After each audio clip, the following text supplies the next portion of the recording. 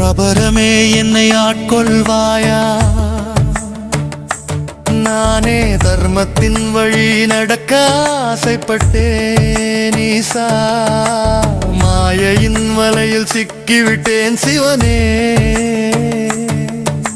என்னை மீண்டும் உன்னோடு என இணைப்பாய். என் மனவேதனையை நீக்கு. என் பாதைகளை நீதான் காட்டு சிவனே.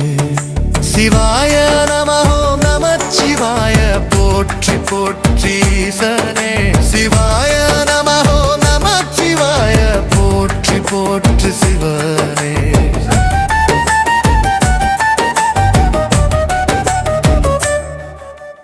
அணுவுக்குள் அணுவா